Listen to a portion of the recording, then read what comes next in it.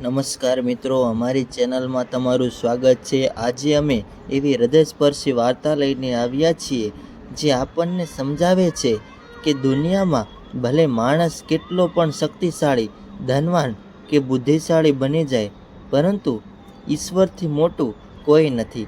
આ વાર્તા અંત સુધી જરૂર સાંભળજો, કારણ કે અંતમાં એક એવી શીખ છે જેમાં તમારા જીવનનો દૃષ્ટિકોણ બદલી શકે છે।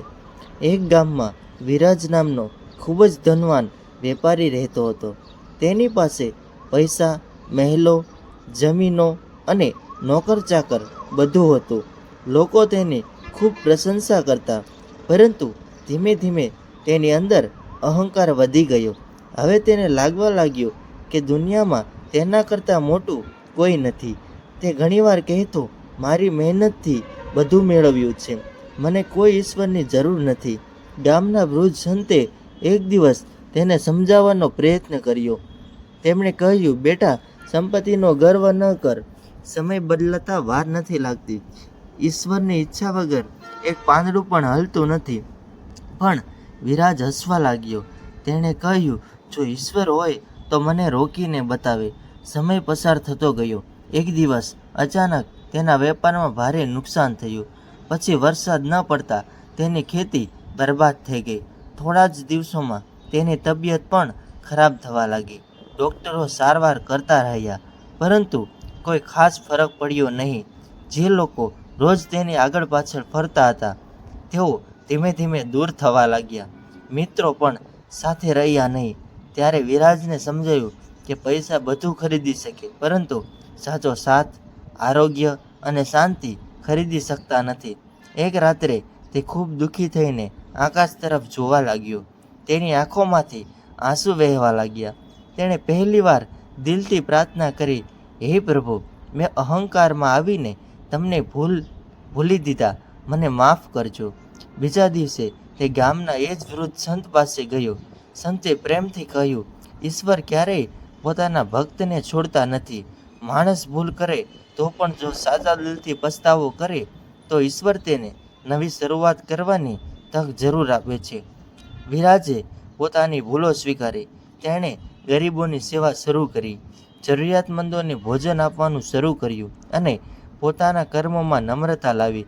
હવે તે દરેક સફળતા માટે ઈશ્વરનો આભાર માનતો। ધીમે ધીમે તેનું સ્વાસ્થ્ય સુધારવા લાગ્યું। વેપાર પણ ફરી ચાલવા લાગ્યો, પરંતુ આ વખતે તે પહેલાંનો અહંકારી માણસ નહોતો। હવે તે દરેકને કહેતો, માણસ માત્ર પ્રયત્ન કરી શકે છે, પરિણામ તો ઈશ્વરના હાથમાં હોય છે। ગામના લોકો તેના બદલાયેલા સ્વભાવથી ખૂબ ખુશ થયા। વિરાજે પોતાના મહેલના દરવાજા ગરીબો માટે ખુલ્લા રાખ્યા। તે બાળકોના અભ્યાસમાં મદદ કરવા લાગ્યો અને વૃદ્ધોની સેવા કરતો। તેને સમજાઈ ગયું હતું કે સાચી સંપત્તિ પૈસા નહીં, પરંતુ સારા કર્મ અને ઈશ્વરનો આશીર્વાદ છે। એક દિવસ ગામમાં ભયંકર વાવાઝોડું આવ્યું। ઘણા લોકોના ઘરો તૂટી ગયા। વિરાજે પોતાની સંપત્તિનો ઉપયોગ લોકોની મદદ માટે કર્યો। ગામના વૃદ્ધ સંતે સ્મિત સાથે કહ્યું, આજે તું સાચા અર્થમાં ધનવાન બન્યો છે। વિરાજે નમ્રતાથી જવાબ આપ્યો, મહારાજ, હવે મને સમજાયું કે માણસ કેટલો પણ મોટો બની જાય, પરંતુ ઈશ્વરથી મોટું કોઈ નથી। મિત્રો, આ વાર્તા આપણને શીખવે છે, અહંકાર માણસને વિનાશ તરફ લઈ જાય છે, જ્યારે નમ્રતા અને ઈશ્વર પરનો વિશ્વાસ જીવનને સુખ, શાંતિ અને સફળતા તરફ લઈ જાય છે। તેથી ક્યારેય પોતાના ધન, પદ અથવા શક્તિનો ગર્વ ન કરવો। દરેક દિવસ ઈશ્વરનો આભાર માનવો, સારા કર્મ કરવા અને જરૂરિયાતમંદોની મદદ કરવી, કારણ કે સમય બદલાતા વાર નથી લાગતી, પરંતુ ઈશ્વરની કૃપા હોય તો અંધકાર પછી પ્રકાશ જરૂર આવે છે।